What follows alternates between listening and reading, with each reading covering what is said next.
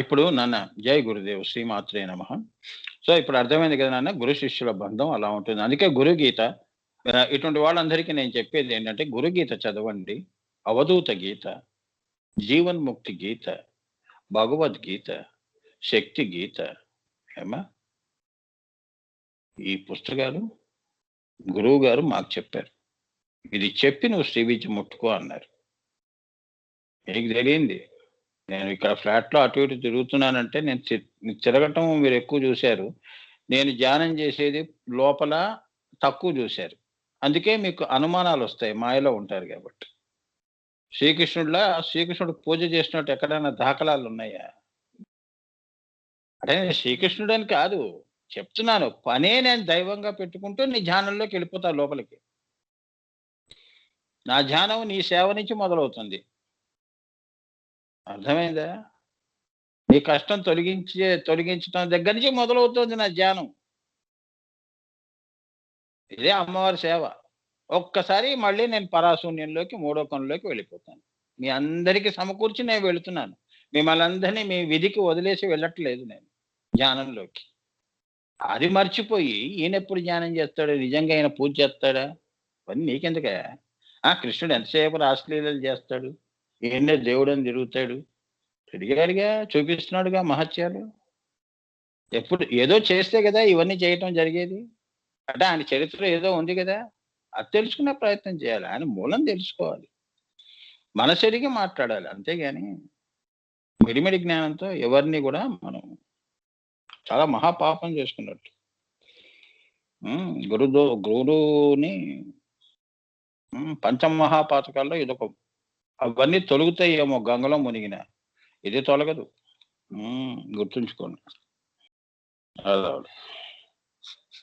ఏదో పాపం జాలి తెలిసి మనం దగ్గర ఇస్తే ఇట్లా.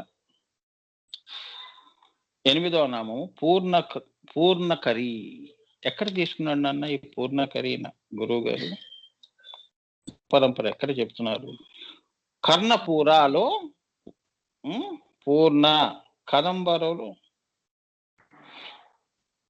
కర్ణపూరాలో కర్ణలో న పూర్ణ, కర్ణ కరి కదా, క మళ్ళీ మంజరిలో రి, ఇవన్నీ కలిపితే ఏమైంది? పూర్ణకరి అయింది. అంటే ఏంటో చూద్దాం. పూర్ణమును అపూర్ణముగా చేయుటయే సృష్టి, అపూర్ణమును పూర్ణములో కలుపుటయే సంహారం. పూర్ణకరి అంటే జగత్ సంహారకారిని, లోకమును పూర్ణం చేస్తుందని కాదు. లోకమును ఎంత పూర్ణము చేసినా ఇది ఖండమే గాని, లేదా అఖండ ఖండమే గాని అఖండ ఖండము కాదు కదా. That is the beauty. ఇది మీరు అర్థం చేసుకోవాలి. చూసారా, ఇప్పుడు ఇంకొక మెట్టు మిమ్మల్ని పైకి తీసుకెళ్తుంది అమ్మవారు. అమ్మదై ఉంటే ఇప్పుడు అర్థమవుతుంది. ఎంత చక్కగా చెప్పాడంటే, మనం ఎంతసేపు పూర్ణం అంటే ఇక్కడ ఏమంటున్నాడు చూడండి అమ్మా. పూర్ణమును అపూర్ణముగా చేయుటయే సృష్టి. పూర్ణము అంటే ఏంటి? పరాశూన్యము అంశగా తీసుకొచ్చి సృష్టి చేసింది. అపూర్ణము పూర్ణం కాదు, పూర్ణం పైన, ఆ పూర్ణం నుంచి వచ్చిన ఒక భాగము సృష్టి. ఇది అపూర్ణమును మళ్ళీ పూర్ణములో కలుపుటయే సంహారం. లయంలో కలపడం, ప్రళయకాలంలో మొత్తం తీసుకెళ్ళి మళ్ళీ ఈ అపూర్ణ అనేది అంశ భాగాన్ని తీసుకెళ్లి పూర్ణంలో కలిపేస్తుంది. చూడండి, ఎంత జాగ్రత్తగా మనం అర్థం చేసుకోవాలి. సో అంటే జగత్ సంహారకారిణి, లోకమును పూర్ణం చేస్తుందని కాదు. లోకమును ఎంత పూర్ణము చేసినా ఇది ఖండమే గాని అఖండ, లేదా అఖండ ఖండమే గాని అఖండ ఖండము కాదు కదా. అలా నాసదీయ సూక్తం ఇది. అంటే ఏంటి వాసన వస్తుంది, కాలిపోయిన వాసన వస్తుంది. చూడండి అమ్మా, ఏమైనా పెట్టిందా? ఇది ఏదో మాడు వాసన వస్తుంది. ఏం లేదుగా. ఇప్పుడు బయట నుంచి వస్తుంది ఏదో. ఏదో కాలిన వాసన వస్తుంది. సో, అఖండ ఖండమే. అంటే పూర్ణమిదం పూర్ణమదం పూర్ణాత్ పూర్ణముదచ్యతే. పూర్ణంలో ఎంత తీసినా పూర్ణము పూర్ణముగానే ఉంటుంది నాయనా అని. అంటే ఈ యొక్క నువ్వు తీసినది కూడా మళ్ళీ అందులోనే పోతుంది. అంటే ఏంటంటే ఇప్పుడు ఒక్కసారి పూర్ణము కొద్దిగా ఏమైంది? ఖండముగా కొద్దిగా ముందుకొచ్చింది. వేరుగా కనిపిస్తుంది కానీ ఇది పూర్ణంలోనే ఉంది సృష్టి. అందుకే ఈ శ్రీచక్రం అంతా ఎలా ఉంటుంది? దీని బొడ్డు తల్లి బిడ్డకి ఉన్న ఉంబిలికల్ కోడ్ అంటారు. ఆ! అది. అది తెలుసుకోవాలి మీరు. నాసదీయ సూక్తం అంటే. అంటే అమ్మవారి బొడ్డు ఏదైతే ఉంటుందో అమ్మవారి ఆత్మ బెసతంతు తనీయసి. అంటే అమ్మవారి యొక్క శ్రీచక్రం అంతా బిందువు నుంచి పూర్ణము నుంచి కొద్దిగా ముందుకొచ్చింది. వస్తే అరే ఇది వేరుగా వచ్చిందిరా పూర్ణము నుంచి అంటున్నాం. మళ్ళీ ఆ పూర్ణము ఈ యొక్క ఖండము దానికి మధ్యలో స్పేస్ ఏమి లేదు. కనెక్టివిటీ ఉంది. పూర్ణం కొద్దిగా ఏం లేదు కోడిగుడ్డులా. సున్నాలా కనిపియలేదు. కొద్దిగా పల్చగా అయిందంతే. అదే సృష్టిగా చూపించింది సగభాగం. ఒక పావు వంతు భాగం సృష్టిగా చూపించింది. అది చెప్తున్నాడు ఇక్కడ నాసదీయ సూక్తం. మళ్ళీ మహాప్రళయంలో మళ్ళీ పూర్ణం అయిపోతుంది. ఇప్పుడు చంద్రుడు చూడండి. అవునా? అరే ఇంక రేపటికి పూర్ణం అయిపోతాడు రా చంద్రుడు. అవునా? అష్టమి చంద్ర విభ్రాజ అన్నప్పుడు ఎలా ఉంటాడు చంద్రుడు? సగం కనిపించదు కానీ ఆల్మోస్ట్ దగ్గరగా వస్తున్నాడు ఇంకా. అట్లా ఉంటుంది సృష్టి. కానీ ఈ కనిపించేది ఏదైతే ఖండం అనే సృష్టి ఆ శూన్యములో నుంచి వస్తుంది. మళ్ళీ పౌర్ణమి అవుతోంది. మళ్ళీ అందులోనే కలిసిపోతుంది. మళ్ళీ అమావాస్య వచ్చేస్తుంది. అది తెలుసు. అదే చంద్రకళా విద్య అంటే నాసదీయ సూక్తం అంటే అది. అర్థమైందా నేను చెప్పింది మీకు? కళలు అదృశ్యం అదృశ్యం అయిపోయారని కాదు, చనిపోయాడని అదృశ్యం అయిపోయాడని కాదు. చీకటిలోంచే వస్తుంది, మళ్ళీ చీకటిలోనే వెళ్ళిపోతుంది. అంతే. కళలన్నీ మళ్ళీ వచ్చి మళ్ళీ సూర్యుడిలో ఎలా కలుస్తున్నాయి. అదే నాన్న అర్థమైంది కదా. కర్ణపూరి అంటే అంత అర్థం ఉంది నాన్న. మరి నేను ఇచ్చిన భాష్యం ఇది. పూర్ణకరి అంటే అది తన నుంచే అన్ని కళలు వస్తాయి, మళ్ళీ తనలోనే అన్ని వెళ్ళిపోతాయి.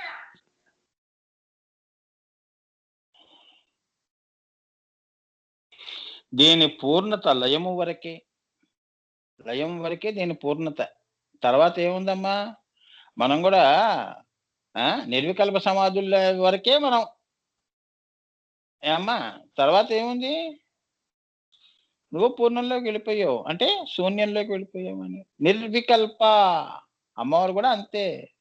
సృష్టి అంతా తనలో తీసుకున్న మళ్ళీ ఆవిడ అమావాస్యలోకి వెళ్ళిపోతుంది అంటే మళ్ళీ పరాశూన్యంగా ఉండిపోతుంది. అది చెప్తున్నాడు. ఎంత అందంగా చెప్పాడమ్మా చూడండి. అది తలుచుకుంటేనే భయము. భయము అంటే ఏంటంటే ఇష్టముతో కూడుకునే భయం. అవునా? భయం అంటే మనమేం పెద్ద అదేదో అమ్మవారు మన వచ్చి ఏమో చేసేస్తుందనే భయం కాదు. ఇప్పుడు మీకు చిన్న ఉదాహరణ చెప్తా చూడండి. ఎటువంటి భయం అంటే సరదాగా చెప్తున్నాను. అలా చెప్తే మీకు అర్థమవుతుంది భయం ఎలా ఉంటుందో. కొన్ని భయాలు ఇష్టంగా ఉంటాయి. అబ్బా భయం వేస్తే బాగుండరా అని. అవునా? చిన్నప్పుడు ఇప్పుడు అమ్మ గాని ఎవరైనా పెద్దవాడు కథ చెప్తుంటే మన మనసులో వాడికి ఏమి జరగకూడదు, వాడు చావాలి వీడు బతకాలి అని ఆ టెన్షన్కే చెప్పు చెప్పు చెప్పు నెక్స్ట్ ఏమవుతుంది చెప్పు చెప్పు అనగనగనగనగనగా మగధ రాజ్యాన్ని ఇక మొదలు పెడితే ఎంత శ్రద్ధగా వింటాము. అవునా? మంచి రసపట్టులో ఏమిటి ఒక భయం వస్తుంది. ఆ రాజు పలానా కష్టాలు పడ్డాడు, అడవుల్లో పడుతున్నాడు అంటే ఎప్పుడు వీడికి ఆ శక్తులు వచ్చేస్తాయి, ఆ దుష్టుల్ని సంహరించేస్తాడనే తపన. అలానే చలికాలాల్లో కూడా చూడండి. అవునా? చలికాలంలో కూడా చలి భరించలేనప్పుడు ఎలా ఉంటుంది? ఎప్పుడు పని చేసేసుకుని నీళ్లు ముట్టుకోవాలన్నా, అంట్లు కడుక్కోవాలన్నా ఇవన్నీ మీకు అంటే మనుషులకి జరిగేవి చెప్తున్నాను. భయం అంటే ఇష్టతతో కూడుకున్నది. ఈ పని పూర్తి చేసి వెళ్ళి నువ్వు రాత్రి పడుకునే ముందు వెచ్చగా మరి రగ్గు కప్పుకున్నావంటే ఆ వెచ్చదనానికి ఎంత ఆనందం వేస్తుంది. అంతవరకు బయట చలిలో భయం. అదొక ఇష్టముతో కూడుకున్న అయిష్టం. అయిష్టంతో కూడుకున్న ఇష్టం. ఈ నామానికి సరిపోతుంది. ఆవిడికి సంకల్పము లేదు, నిస్సంకల్పము లేదు. ఆయన సృష్టి వచ్చింది. అర్థమైందా? ఇప్పుడు నేను వంటింట్లో పని చెయ్యాలా? చెయ్యి. చెయ్యకూడదా? చెయ్యకు. అవునా? లేదు మళ్ళీ పొద్దున్నే నాకు మళ్ళీ పని లేవంగానే అని చెప్పి రాత్రే కడిగేసుకుంటాం అనుకో అంట్లన్నీ. కడిగేసుకొని చక్కగా ఎక్కడివి అక్కడ సర్దేశామనుకో పొద్దున్నే హాయిగా లేస్తావు పని లేకుండా. నోట్లో బ్రష్ పెట్టుకొని గంట దాకా నువ్వు ఆలోచనలు చేసుకోవచ్చు. అర్థమైందా? సో, పెద్దగా మనకేం లేదు అమ్మవారికి సృష్టి చేయాలి, ఇదంతా లీలా విన్యాసం చేయాలని ఆవిడకి లేదు పరాశూన్యంలో ఉల్లలితకి. కానీ ఈశ్వరుడి యొక్క కామం ఏదైతే ఉందో సృష్టి చేయాలనేది ఉంది కాబట్టి అలా చేసినప్పుడు ఇవన్నీ వస్తాయి అని. కానీ అదెప్పుడూ పూర్ణమే అని చెప్తున్నారది. సో, ఇదంతా వారి యొక్క లీలా విన్యాసమే గాని ఎందుకంటే మన లీలా విన్యాసం ఎలా అవుతుంది? మనం పుడుతున్నాము, స్థితీకరణ జరుగుతోంది. అంటే బతుకుతున్నాము, చనిపోతున్నాం. చనిపోయిన తర్వాత ఇంక నువ్వు ఏంటి పూర్ణమా? అసంపూర్ణమా? కానీ ఎప్పుడూ ఉండేది వాళ్ళే గదా! సో, మరి వాళ్ళదే లీలా విన్యాసం. నీ లీలా విన్యాసం ఎవడికి గావాలి బోడి? మాయలో చేసే లీలా విన్యాసాలు టక్కుటమారాలు మాకెందుకు? అవునా? అది చెప్తున్నాడు. సో, లేదా అఖండములో ఏకము అన్న భావన ఉన్నంత వరకే దీనికి అఖండత్వం. అప్పుడే అది అఖండం. ఏకంగా ఉన్నాను అన్నప్పుడే అఖండంగా ఉంటుంది అమ్మవారు ఉల్లలిత. హ్మ్. అలా కావాలి అంటే చతుర్యాగ క్రమమైన రహోయాగంలో ఖండ ప్రతిభ కలిగిన మనము అఖండముతో లయమును పొందవచ్చు. ఖండ భావన అఖండం అవుతుంది. ఎక్కడ? రహోయాగంలో ప్రాణాన్ని ఉదాన ప్రాణ ఉత్పత్తి దగ్గర నీకు ఈ అఖండత్వం అనేది నాసదీయ సూక్తము. ఆ ఇక్కడ అసలైన అమ్మవారి యొక్క సృష్టి రహస్యం నీకు స్వానుభూతి అవుతుంది అని చెప్తున్నారు. అర్థం కాదు, అర్థం అందరూ చేసుకుంటారు. చిన్నపిల్లలు చేసుకుంటారు. అవునా? రామచిలుక కూడా చెప్తుంది రామ అంటుంది. దానికి రామ అనే దాంట్లో దానికి మాధుర్యం ఏం తెలుసు? నీకు తెలిసినట్టు నువ్వు ఏది నేర్పితే అదే నేర్చుకుంటుంది అది రామచిలుక. స్వానుభూతి అది ఉదాన ప్రాణ ఉత్పత్తి జరిగినప్పుడు నీకు అఖండత్వం అనేది ఒక్కసారి నీకు వెలుగుతుంది. ఆశ్చర్యపోతావు అని చెప్తున్నారు. అంటే ఉదాన ప్రాణం అంటే ఆత్మ జాగృతం కావటం. నేను ఆత్మని అని తెలుసుకోవటం. Self realised soul. అర్థమైందా? అదే నాన్న ఇవన్నీ చాలా ఉన్నాయి నాన్న. ఎన్నో చెప్పి మీ అందరికి చెప్పాలని, నేనేది దాచుకోకుండా మీకు ఇవ్వాలని, మీరు దాన్ని పెంచుకోవాలని, మీ వంశంలో మీకు రాబోయే వాళ్ళకి ఈ దివ్య సంస్కారాలే ఆస్తులుగా ఇవ్వాలని. మీరు డబ్బులు ఆస్తులు ఇస్తారు. గురువు ఏమిచ్చాడు నీకు అని నీ పిల్లలు నీకు ప్రశ్న ఇచ్చినప్పుడు దివ్య సంస్కారాలు, దివ్య అనుభూతులు ఇచ్చారు నాయన. దివ్య మంత్రాలు ఇచ్చారు. దివ్యమైన మార్గము తమసోమ జ్యోతిర్గమయ అనే మార్గము చూపించారు. లౌకికంలో అలౌకికంలో ఇవన్నీ ఆస్తులుగా ఇవ్వండి. తెలుసుకునే పిల్లలు బుద్ధిమంతులు, సత్సంతానము. ఇదంతా ట్రాష్ అనేవాళ్ళు ఏంటి? నేను నమ్మం ఇవన్నీ అలా అనుకునే వాళ్ళు ఏంటి? అటువంటి పిల్లలు దుష్ట సంతానమే. అందుకేగా 100 మంది పిల్లల కన్నా ఒక్కడు చాలు కృష్ణుడు, ఒక రాముడు చాలు. అందుకే అంటారు ఎందుకు 100 మంది పిల్లలు మూర్ఖులు? 100 మంది మూర్ఖులే సుయోధనుల్లో. ఒక్కడికి తెలివితేటలు లేదు. అన్నయ్య నువ్వు ఇలా చేస్తున్నావు తప్పది, వాళ్ళ భాగం వాళ్ళకి ఇచ్చా అన్నవాడు ఒక్కడు లేడు. వాడేం చెప్తే వీళ్ళందరూ తానా అంటే తందానా అంటూ ఈ 100 మంది ఆ సభలో కూర్చొని కృష్ణుడిని ఎగతాళి చేశారు. భీష్మాచార్యుల వారు పెద్ద పెద్ద కృపాచార్యుల మహానుభావులందరినీ కూడా అవహేళన చేశారు. దానికి తగ్గ ఫలితము అనుభవించారు. ఆ 100 మంది ఎగిరిపోయారు. అదే శాపాలంటే. అక్కడ మరి శాపాలు అలా వచ్చే మరి గురువుల నిందనలు ఎలా జరిగాయి?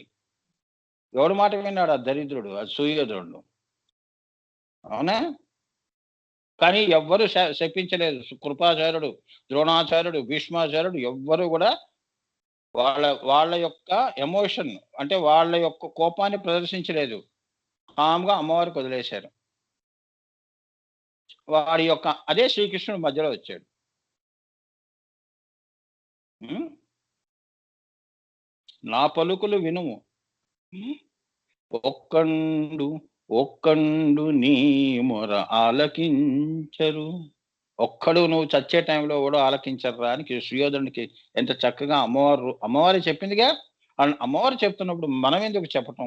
గురువులందరూ అమ్మవారి యొక్క స్వరూపాలు కాబట్టి, కృష్ణ స్వరూపాలు కాబట్టి వాళ్ళందరూ ఆ గురుత్వాన్ని గౌరవించి అలానే ఉన్నారు.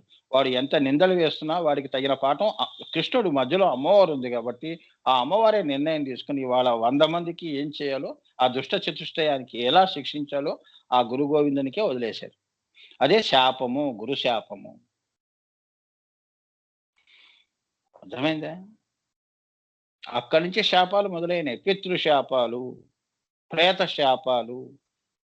ఆ ఇప్పుడు మన పోయిన వాళ్ళందరికీ ఎవరు శ్రాద్ధ కర్మలు సరిగ్గా పెడుతున్నారు? బతుకున్న వాడికే విలువ లేదు. పోయిన వాడికి ఇంకా వాడి సంగతి అమ్మవారే చెప్పారు. అవన్నీ శాపాలుగా వస్తాయి. సంతానం లేకపోవటం, ఇటువంటివన్నీ శాపాల్లో వాళ్ళు చూపిస్తారు. నువ్వు తెచ్చుకున్నావు, వాళ్ళేం పెట్టలేదు శాపం. కర్మ నీకు అంటుకుంది.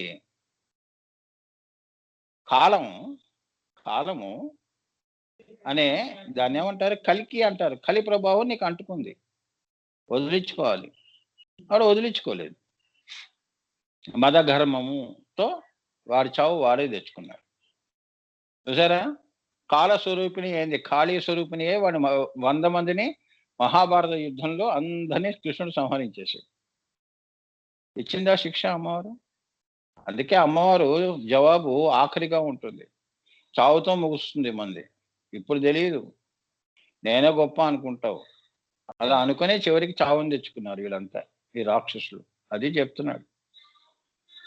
సో గురువులు ఏంటంటే మౌనంగా ఉన్నారంటే చాలా జాగ్రత్తగా ఉండాలి. ఎందుకంటే వారు ఆశీస్సులు ఎంతటి ఫలితాన్ని ఇస్తాయో వారి ఆగ్రహం కూడా అలానే ఉంటుంది. అమ్మవారు లలితా స్వరూపిణిగా ఎంత అందంగా ఉంటుందో ఇప్పుడు మనం చెప్పుకుంటున్నామంతా అమ్మవారి యొక్క సత్వగుణంతో చెప్పుకుంటున్నాం కాబట్టి మనందరినీ ఆశీర్వదించి ప్రసాదం పెట్టి ఇంటికి పంపిస్తుంది. అమ్మవారికి విరుద్ధమైన, ప్రకృతికి విరుద్ధమైన పనులు చేశాము అంటే అధర్మంలోకి వెళ్ళాము అన్నప్పుడు ఆగ్రహం కూడా అలానే ఉంటుంది. ఓకే, అది దానికి ఉదాహరణగా మహాభారతాలు కానీ రామాయణాలు కానీ ఎన్నో పురాణ ఇతిహాసాల్లో ఎన్నో చూస్తాం. చివరికి సత్యమే గెలిచింది. సత్యమేవ జయతే అని అందుకే అన్నారు. తాత్కాలికంగా అసత్యం గెలిచినా చివరికి గెలిచేది సత్యమే. ధర్మమే, ధర్మ సంస్థాపనాయ సంభవామి యుగే యుగే అన్నాడు. ఆఖరికి వస్తాను నేను, నువ్వు ఎప్పుడు పిలిస్తే అప్పుడు రానన్నాడు. నీ పాపం మొదటిని శిశుపాలుడి యొక్క 100 తప్పులు కానీ అప్పుడు సుదర్శన చక్ర ప్రయోగం చేస్తాను అన్నాడు. గుండె మీద చేసుకున్నాడు, సుదర్శన చక్రం వచ్చింది. ఒక్కసారి వదిలాడు, అయిపోయింది. శిశుపాలుడి వధ అయిపోయింది. వాడు 91 తప్పులు అన్నా తెలుసుకోవాల్సింది కృష్ణుడు గొప్పవాడని. 100 సార్లు చెప్పినా వినలేదంటే వాడు ఎంత మూర్ఖుడో చూడండి. నింద చేస్తూనే ఉన్నాడు కృష్ణుడిని. అవునా? తత్వం అర్థం కృష్ణుడి యొక్క తత్వం తెలుసుకోలేకపోయాడు, పరతత్వం తెలుసుకోలేకపోయాడు. కృష్ణుడిగా చూశాడు, మనిషిగా చూశాడు. మనం అదే తప్పు చేస్తున్నాం. సాయిబాబా కానీ, జీసస్ క్రైస్ట్ కానీ, మహాపురుషులు వచ్చినప్పుడు మనిషిని మనిషిగానే చూసాం. ఆనంద గుణం కూడా అలానే చూశారు. తర్వాత అమ్మవారి స్వరూపం అంటున్నారు. అంతేనమ్మా, మనుషులు ఏంటంటే పోయిన తర్వాత గుళ్ళు కడతాం, బతుకున్నప్పుడు సమాధులు కడతాం. అది ఏమ్మా, ఇది ఆఖరిగా చెప్తున్నాను అన్న. ఇది ఆ తల్లి ఈ రెండిటిని కూడా తన యందే అట్టి పెట్టుకున్నది. తన దగ్గరే ఉంటుంది, అమ్మవారి దగ్గరే. నేను పూర్ణంగా పంపించినా మళ్ళీ తనలో కలుపుకోవాలన్నా ఈ 2 అమ్మవారి చేతిలో ఉంటాయని చెప్తున్నారు. అంటే సృష్టి కూడా, నీవు కూడా, పిపిలిగాది బ్రహ్మ పర్యంతము. ఆ తల్లి రెండింటిని తన యందే అట్టు పెట్టుకున్నది కాబట్టి ఆమె పూర్ణకరి. అంతే కదా? అమ్మవారిలో ఐక్యం అయితే నా జన్మ సాఫల్యమైనది అంటాం కదా. పూర్ణం చేసింది, నా జీవితాన్ని పూర్ణం చేశాడు గురువు అని ఆఖరికి తెలుసుకుంటావు నువ్వు. అంతే కదా? అందుకే గురు గోవింద రూపిణి. గురువు అంటే అమ్మవారి స్వరూపం కాబట్టి నీ యొక్క ఆత్మని పూర్ణం చేస్తాడు. అదే షోడశి. నిన్ను షోడశి స్థితిలో కూర్చోపెడతాడు అని. ఏమ్మా, అది ఎక్కడైనా చిన్న చిన్న తప్పులు ఉన్నప్పుడు కొద్దిగా ఏంటంటే డాక్టర్లు ఆపరేషన్ చేసినట్టు తీసేస్తారు ఆ కర్మని. వీళ్ళు కత్తెరతో ఈ పుండుని తీస్తారు, ఈయన మంత్రంతో తీస్తాడు. అది తేడా, అంతకంటే ఏం లేదు. ఇది దృశ్యము, అది అదృశ్యము. ఎందుకంటే అది మంత్రము, ఇది కత్తులు కటార్లు. మళ్ళీ కత్తులు ఎంతవరకు మళ్ళీ సైజులు ఉంటాయి. కడుపుకి ఎంత సైజు కావాలి, ఎంత సైజు కొయ్యాలి, అవన్నీ ఉంటాయి. మాకు అవన్నీ ఏం లేదు. ఒక మంత్రంతో సర్వం అయిపోయింది. పాపాలన్నీ తొలగిపోయినాయి. అవునా? అదే గంగలో మునకేయటం అంటే. ఒక మునకతో పాపం పోయింది. అంటే ఈ గురువు గారి యొక్క ఆశీర్వచనం అనే గంగలో మునకటం అంటే వారి పాదాల దగ్గర తాకితే చాలు. అదే విష్ణు పాదుకలు అని. అక్కడి నుంచేగా గంగ ఉద్భవన.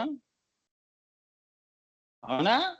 అందుకే గురువు, అందుకే మనము పాదుక, అందుకే శ్రీ ఆదిశంకరాచార్యుల వారు శ్రీ పాదుక ఏంటిది పాదుక అనంత గురు పాదుక స్తోత్రం అమ్మా, టక్ టక్ టక్ అని చెప్పాలి. చెప్పంగానే అన్ని ఇవన్నీ ఆలోచన చేయాలి. అన్ని పేర్లు టెక్నికల్ బుర్రలో ఉండాలి.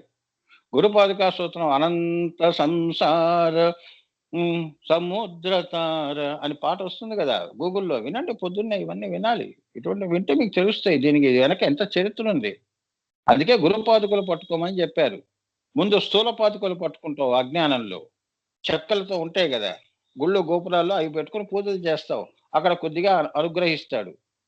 నా అదృష్టం పండింది, నేను గానగాపురం వెళ్ళాను, గురు పాదుకల దర్శనం అయింది అంటే ఆయన అనుగ్రహం ఉంది కాబట్టి నీకు అయింది. లేకపోతే నేను ఎప్పుడు గానగాపురం పిలవడు. అర్థమైందా? తీవ్రం చేస్తాడు నీ సంకల్పాన్ని. ఇవాళే బయలుదేరాలని రా పిలిచాడు. ఆ పిలుపు నీ మనసు పిలిచిందని కాదు, గురువు పిలిచాడు, గురువు గారు పిలిచాడని. తర్వాత నీకు అది ఎందుకు పిలిచాడో అనేది మళ్ళీ ఆయన యొక్క అసలైన పాదుకలు మూడో కన్ను దగ్గర కాంతి పాదుకల దర్శనం ఇస్తాడు. అంటే మూడవ కన్ను తెరిపిస్తాడు. తర్వాత బ్రహ్మకచ్చంలో మణిపాదుకల దర్శనం ఇస్తాడు.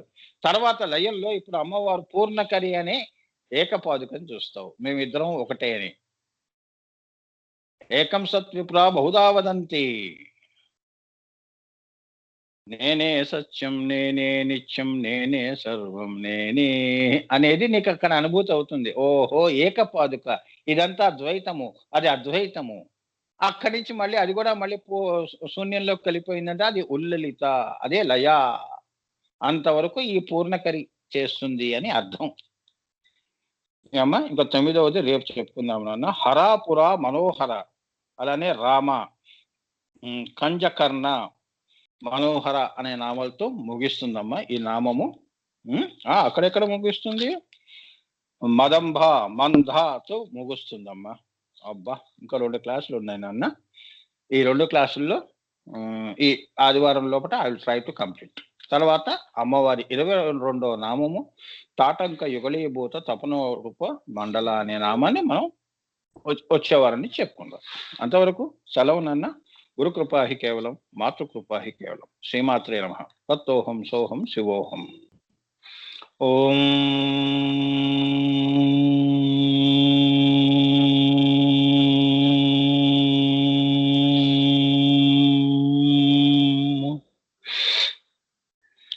వందే గురుపదద్వంద్వం అవాంగ్మానసగోచరం రక్తశుక్లప్రభామిశ్రం అతక్యం త్రైపురం మహ బ్రహ్మాస్థకుంటికాస్తాం శుద్ధజ్యోతిస్వరూపిణీం సర్వతత్వమయీం వందే గాయత్రీం వేదమాతరం. నమస్తే భువనేశాని, నమస్తే ప్రణవాత్మికే, సర్వవేదాంత సంసిద్ధే హ్రీంకారమూర్తయే, అగ్రబిందు పరికల్పితానాం మధ్యబిందు యుగళస్తనద్వయీం పార్శ్వబిందు రచనా గుణస్పదాం నవమితే పరశివే పరాం కళాం కామేశ్వరీం పరాం మీడే కాదిహాది స్వరూపిణీం మాతృకావర్ణ లిప్తాంగీం మహాశ్రీచక్రమజ్జగాం మహాత్రిపుర సుందరీం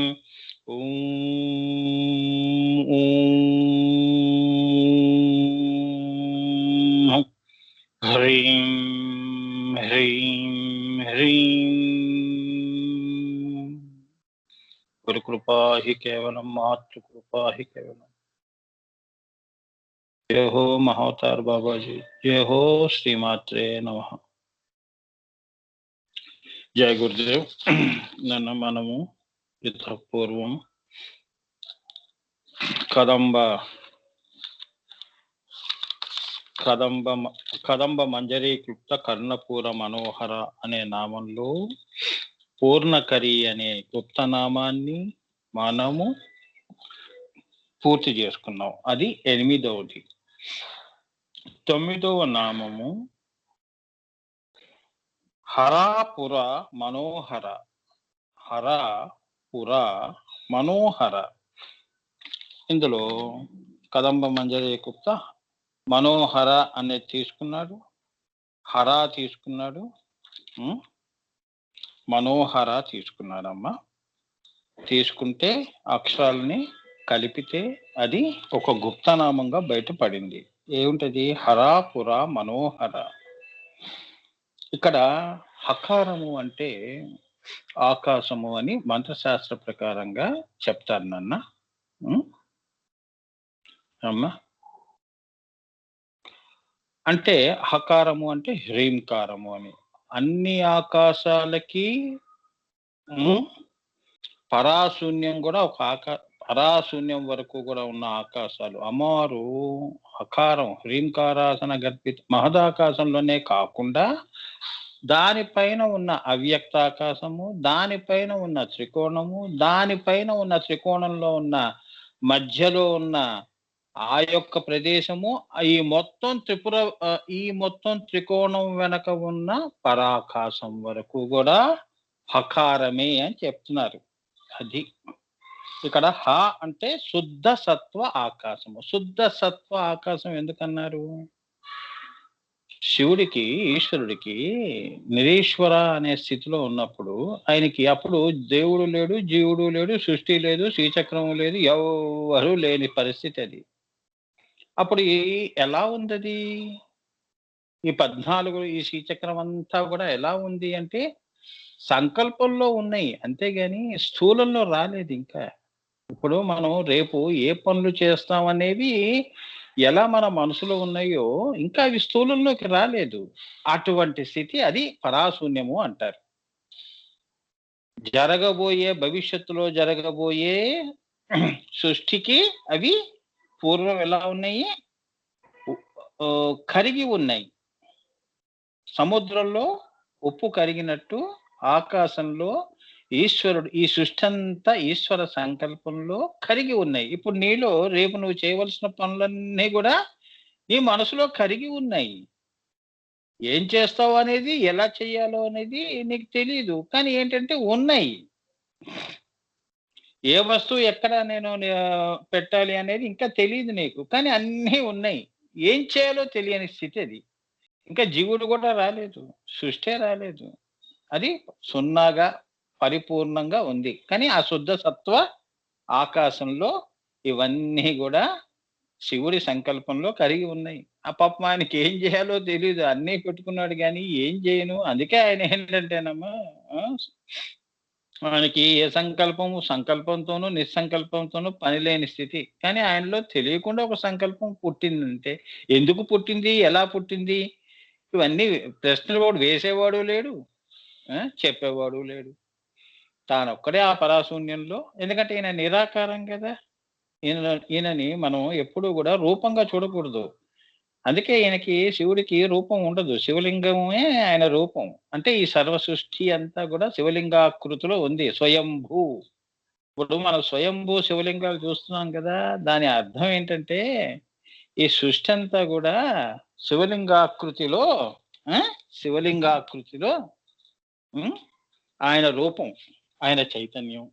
ఏమ్మా, ఇదంతా కూడా ఎందులో నుంచి వచ్చింది? శ్రీచక్రం అంతా, శ్రీచక్రమే ఒక శివలింగం అయితే ఎందులో నుంచి వచ్చింది? స్వయంభూగా ఈశ్వర సంకల్పం తీసుకుని బయటకు వచ్చింది. అప్పుడు అది ఏమైంది? శ్రీచక్రం అంతా శివలింగాకృతి అయింది.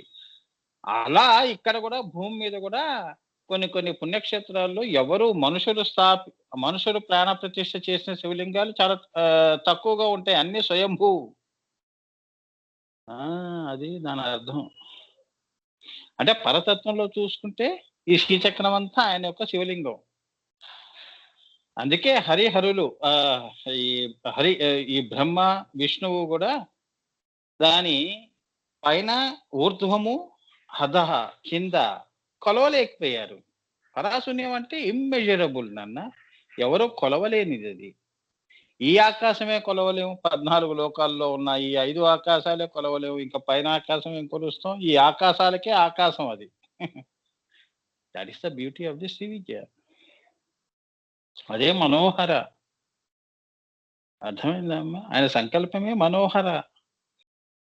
ఆ! అది శుద్ధ సత్వ ఆకాశం. అంటే ఆకాశం కానీ అఖండం అన్నమాట. అది ఆకాశం అని కూడా చెప్పలేము. కానీ ఖండము అని కూడా చెప్పలేము. అది అఖండంగా ఆ ఖండము, ఖండము చెయ్యలేనిది. ఇక దాన్ని మనమేం కొలుస్తాం? అవునా? ఇప్పుడు మన చూపు ఆకాశం వైపు ఉంది అనుకో అమ్మా. ఎంతవరకు మనం చూడగలుగుతాం ఆకాశాన్ని? మన చూపు ఎంతవరకు ఉందో అంతవరకే. అందుకే అంటారు, మనం ఎంత ఆలోచన చేస్తే అంతే, అంతకంటే ఎక్కువ ఏం కాదు. అర్థమైందా? అంతే. మన జీవితం కూడా అంతే. మన ఆలోచనలు అంతే, మన ఊహలు అంతే, మన వ్యవహారాలు అంతే, మన ప్రేమలు అంతే, మన బ్రతుకు అంతే. ఇంతకంటే ఎక్కువ ఏం గొప్పగా ఏం బతకం. మనకున్న నలుగురు వ్యక్తులతోనే మన జీవితం వెళ్ళిపోతూ ఉంటుంది. కుటుంబ సభ్యులు గాని, బయట వ్యవహారం చేసే మనుషులు గాని, మహా అయితే ఒక 10 మంది ఉంటారు. దాంతోనే మన జీవితం వెళ్ళిపోతుందని చెప్తున్నారక్కడ. ఇది ఖండం మన జీవితాలు. ఏమ్మా! అందుకే అది అందుకే మనం ఎంత ఆలోచన చేస్తాం అంటే, ఈ అనుభూతులు, అనుభవాలు దృష్టిలో పెట్టుకునే నువ్వు ఏదన్నా చెప్పగలుగుతావు పక్కవాడికి. మంచి, చెడు. నీ మంచి, చెడు గూడా అంతే ఉంటుంది. అంతకంటే ఏమి ఎక్కువగా ఉండదు. అది. ఇది దృష్టిలో పెట్టుకుని శ్రీ విద్యోపాసకులు మహానుభావులు అందుకే త్యాగయ్య మహానుభావులు ఏమన్నారు? ఆ! వినయంగా చెప్పారు వాళ్ళు. మేము తెలుసుకుంది తక్కువ, మిగిలిపోయింది ఎక్కువ నాయనా. ఈ తక్కువ చెప్పటమే మా అదృష్టం అంటున్నారు వాళ్ళు పాటల్లో. అవునా? ఏమన్నా చెప్పుకుంటే ఆయన్నే చెప్పుకోవాలి, భగవంతుడే. మనం ఏం చెప్పలేము ఆయన గురించి. అది ఆయన అనుజ్ఞ ఇస్తే, ఆశీర్వదిస్తే ఏదైనా 4 ముక్కలు చెప్పగలుగుతాం మీకు. మహానుభావులు అలా చెప్పగలుగుతారు. అందుకే ఆయనతో ఒక మరి ప్రబంధాలు గాని, లేకపోతే కృతులు గాని ఇవన్నీ పాడించుకున్నారు. పాడటమే గొప్ప విశేషం. ఇప్పుడు ఆయన పాడిన పాటల్లోనే దేవుడు అంతే ఉంటాడా? అంతకంటే ఎక్కువ. అవునా? ఎందరో మా హలో! వినిపిస్తుందా నాన్న? హలో! వినిపిస్తుందా నాన్న మీ అందరికి? వినిపిస్తుంది గురుగారు. ఓకే నాన్న. సో, ఎందరో మహానుభావులు అని ఆయన పాడాడు అంటే, ఆయన తక్కువ చేసుకొని పాడాడని కాదు. ఆయన మహానుభావుడే. కానీ నేనంతటి వాడిని కాను. నాకు తెలిసింది తక్కువ, మిగిలిపోయింది ఎక్కువ, చెప్పవలసింది ఎక్కువ. అది అనంతము, అఖండము. ఏదో నేను ఈ మంచి దివ్య స్మృతి, దివ్య సంకల్పము, దివ్యమైన ఆలోచన నా ఆత్మకి ఆ మహానుభావుడు పరమేశ్వరుడు నాకు కలిగించాడు. నాకు తోచిన పాట నేను పాడుతున్నానని పాడుకున్నారు వాళ్ళు మహానుభావులు. ఇక మనం ఎంతమ్మా? అది.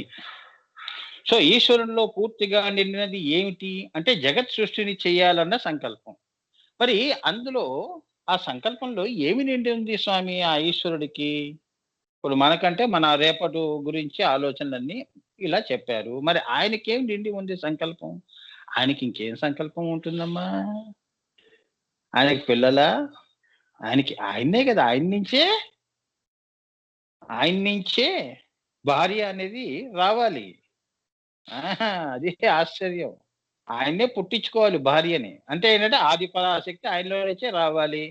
మళ్ళీ వాళ్ళిద్దరూ చూసుకోవటం వల్ల వాళ్ళకి మళ్ళీ ఏంటంటే ఇగో ఈ శ్రీచక్రం అనేది మూడవది గణపతి రూపంలో బయటికి రావాలి. ఇవన్నీ కూడా ఈయన నుంచి వస్తున్నాయి. అది మనం తెలుసుకోవాల్సిందే. అందుకే ఈవెన్ క్రిస్టియన్స్ మిగతా మతాల్లో కూడా ఈ సిద్ధాంతము, ఈ యొక్క శ్రీ విద్య నిండి ఉందమ్మా. పాపం ఏంటంటే వాళ్ళల్లో లేదని కాదు. వాళ్ళలో కూడా మహానుభావులు ఉన్నారు. వాళ్ళు వెళ్ళారు. కానీ ఏంటంటే చెప్పేవాళ్ళు సరిగ్గా లేక దాన్నేంటంటే కొన్ని అనేది వచ్చేసి సర్వ అనే అర్థం, సర్వార్థము అనేది పోయింది. స్వ అర్థంతో కూడుకున్న మతములు పుట్టడం జరిగింది. అసలు దాచేశారు, పనికిరాంది బయటికి తీశారు. అది అమృతం పక్కన పెట్టడం, హాలాహలం పంచటం. దానివల్ల ఈ వైపరీత్యాలు ఇక్కడ ఈ సృష్టిలో. నిజానికైతే మనందరం కూడా ఒకే కుటుంబము, వసుదైక కుటుంబము. వాడు ఎక్కువ, నేను తక్కువ, వాడి దేవుడు తక్కువ, నా దేవుడు ఎక్కువ, ఇది కాదు భావన. భగవంతుడు భావాలకే భావం, అభావంలోంచి భావం పుట్టింది. ఇప్పుడు చెప్తున్నాడు కదా, ఈశ్వరుడు నుంచి ఇంకా సృష్టి రాలేదు, సంకల్పం సృష్టి చేయాలని అనుకున్నాడు అంతే. కానీ ఎలా చేయాలి, ఎట్లా చేయాలి, ఏం చెయ్యాలని దానికి తెలియట్లేదు పాపం. అప్పుడు ఆయనలో నుంచి ఒక శక్తి అనేది, ఎనర్జీ, కినెటిక్ ఎనర్జీ అనేది బయటకు వచ్చింది. అదే ఆది పరాశక్తి అమ్మవారు. వారిద్దరికి స్త్రీ పురుష అనేది పెట్టద్దు, శక్తి అనేది వచ్చింది. ఆ శక్తి ఆయన ముందు వచ్చి నిలిచింది. అదనమాట మనం తెలుసుకోవలసింది. సో అప్పుడు ఏమిటి, తనని తాను ఈక్షణ చేసుకున్నాడు అమ్మవారిలో. ఈక్షణ అంటే చూసుకున్నాడు, నాకింత శక్తి ఉన్నది, నేను ఇంత శక్తివంతుణ్ణి, షాడ్గుణ్య సంపత్తి ఉంది నాకు, ఇన్ని శక్తులు ఉండగా నేను ఎందుకు ఈ పరాశూన్యంలో ఒంటరిగా పడున్నాను. అందుకే చూడండి, శివుడిని కూడా ఎప్పుడు కూడా ఎక్కడ చూసినా కూడా ఆయన ఒంటరిగానే తపస్సు చేసుకుంటూ ఉన్న బొమ్మలు, విగ్రహాలే కనిపిస్తాయి. ఆయన ఎప్పుడు ఏకమే, ఏకం సత్ త్రిపుర బహుదా వదంతి, ఉన్నది ఒకటే అమ్మా, అంతే కదా. చివరికి అన్ని మళ్ళీ ఆయనలోనే లయం అయిపోవాలి. అదే ఉల్లలిత అంటే. అక్కడ లలిత ఎందుకన్నామంటే పరాశక్తి కాబట్టి. ఇక అన్ని కలిసిపోయినాయంటే వాళ్ళు ఈశ్వరమే, సర్వం ఈశ్వరం జగత్. అది మళ్ళీ మొత్తం మళ్ళీ ఆ పరాకాశంలో మళ్ళీ కలిసిపోయిందంటే నిరీశ్వరము అయిపోయింది. అదే మహాప్రళయము, మహాలయ అమావాస్య అంటారు అమ్మా. అది ఏమి ఉండదు, ఇంకా మళ్ళీ కలిగి ఉంటాయి. మళ్ళీ ఆయనకి ఎప్పుడైనా సృష్టి చేయాలన్నప్పుడు సేమ్ ఇదే పద్ధతిలో మళ్ళీ వస్తుందో రాదో అది మనం కూడా చెప్పలేము. ఆ శ్రీ విద్య ఎవరు చెప్పలేడు. ఈ సృష్టికి సంబంధించిన శ్రీ విద్య చెప్పొచ్చేమో కానీ మళ్ళీ ఆయనకి ఎటువంటి సంకల్పం కలుగుతుందో అనేది ఎవరు చెప్పలేడు. అందుకే ఆయన భగవంతుడు అయ్యాడు అమ్మా. అంతే కదా. రేపు నువ్వు ఒక పని చేస్తావు, ఎల్లుండి ఏం చేస్తావు అనేది అది నీకే తెలియాలి, పక్క వాళ్ళకి ఎలా తెలుస్తుంది? అలా అన్నమాట. ముందుకెళ్తున్న కొద్దీ ఎవడు ఏంటో. అందుకే ఈ బంధాలు, బాంధవ్యాలు కూడా ఏవి గ్యారంటీ కావు. ఇవి రేపటి వరకు ఉంటాయంటే బతుకున్నంత వరకు ఉంటాయి గురువు గారు, అంత అయితే చెప్పగలుస్తాం అంటామే కానీ మేము పోయిన తర్వాత కూడా ఉంటాయి స్వామి మేము అనుకుంటే వాళ్ళు మళ్ళీ ఇంకో లోకాల్లో కూడా ఇట్లా ఉండదు కదమ్మా. ఇక్కడ ఏంటంటే శ్మశానం వరకే ఉంటాయి ఇవన్నీ కూడా, ఇవాళ ఉండి రేపు మాయమైపోయాయి. కళ ఎప్పుడు నీకు అంటిపెట్టుకుని ఉంటుందా? జాగ్రత్త అవస్థలో పొద్దున్న తెల్లారగట్ట 6ంటికి లేచావు అంటే కళ కరిగిపోతుంది. ఏమైపోయింది? నీ జాగ్రత్త అనే సముద్రంలో ఇది కరిగిపోయింది, ఉప్పుగా అయిపోయిందా? లేచిన తర్వాత ఏమన్నావు? కళ అన్నావు. కళలో నువ్వు ఏమిటి? ప్రాజ్ఞుడు అంటారు వాడిని. కళలో అంతా యథార్థంగా ఉంటుంది, సగం నిజం సగం అబద్ధం. అక్కడ నువ్వు కలగంటున్నప్పుడు అదే శాశ్వతంగా అనిపిస్తుంది నీకు. నిజంగా అనుభూతులు కూడా అలానే వస్తాయి, శరీరంలో వస్తూ ఉంటాయి అనుభూతులు. కళల్లో చేసేవన్నీ శరీరంలో అనుభూతులు వస్తూ ఉంటాయి. సగం నిజం సగం అబద్ధం, అదనమాట. అక్కడి నుంచి మొదలైంది ఏమిటి? పరాపశ్యంతి మధ్యమ వైఖరి అంటే ఆయన గనక సృష్టి చెయ్యాలి అని కళ్ళు తెరిచాడు అంటే అది జాగ్రత్త ఆయనకి. స్వప్నావస్థ ఏమిటి? శ్రీచక్రం అంతా ఆయన కళ.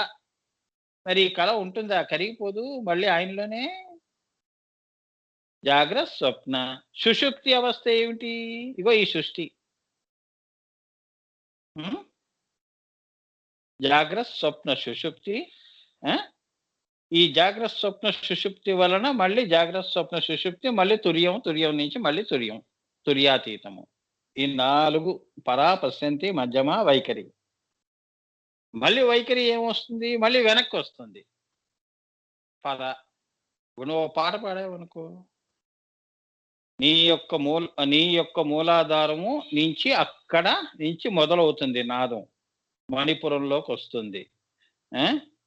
ఆ, ఈ మణిపురంలో వచ్చింది పశ్యంతి అంటే అభావము. అక్కడ కొద్దిగా ఏం పాడాలి అనే పాటకి ఒక అర్థం అనేది వచ్చింది. ఇక అక్షరం కావాలి అంటే మధ్యమాలో రావాలి. అంటే గుండె హృదయ స్థానం దగ్గర మధ్యమ అవుతుంది. అక్కడ నీకు అక్షరాలన్నీ కూడా సమకూరి నోటి నుంచి వైఖరిగా పాట వస్తుంది. మళ్ళీ ఆ పాట ఎక్కడికి పోవాలి? కిందకే పోవాలి. ఇది సృష్టి క్రమం అన్నమాట. ఇది మీరు తెలుసుకోవాల్సిన అర్థం. మరి ఇప్పుడు చెప్పండి, ఏది శాస్త్రం, ఏది అశాస్త్రం చెప్పండి. పైనది శాస్త్రమా, కిందది శాస్త్రమా? పైనది అశాశ్వతమా, కిందది శాశ్వతమా? I leave everything to your own wisdom. మీ బుద్ధికి వదిలేస్తున్నాను. కరెక్టే కదా? ఇవాళ కరిగిపోయింది, ఎక్కడికి వెళ్ళిపోయింది? శూన్యంలోకి వెళ్ళిపోయింది అది. ఆ, అందుకే పోయింది రాదు, వచ్చింది నిలవదు. మరి ఇదంతా కాలే కదమ్మా. శ్రీచక్రమే ఒక మహా స్వామివారి యొక్క ఈశ్వరుడి యొక్క సంకల్పము. అంటే అందమైన భావము, అదే మనోహరము. హరా అదేమన్నారు? హరాపుర మనోహర. అంత అందంగా కలగన్నాడు ఆయన సృష్టి చేయాలని. మనం అవునా? వస్తువుల వెంట కలలు అంటూ ఉంటాం, అంతే కదమ్మా. ఆయన వస్తువునే సృష్టించాడు. మరి ఆయన మరి ఈ సృష్టి అంతా చేసి కలలు గంటూ కూర్చోండిరా అని చెప్పి ఎంత మంచి కలగన్నాడు ఆయన. మనోహరమైన కలగన్నాడని. జగత్ సృష్టియే గొప్ప కళ అంటే మనోహరము. అది ఆ మనోహరంలో మనం కలలు గంటూ పుట్టాం. అది ఈ సృష్టి పుట్టింది అని. That is the beauty of the Sri Vidya. హరాపుర మనోహర అంటే అది అర్థం. ఏనన్నా అర్థమైంది?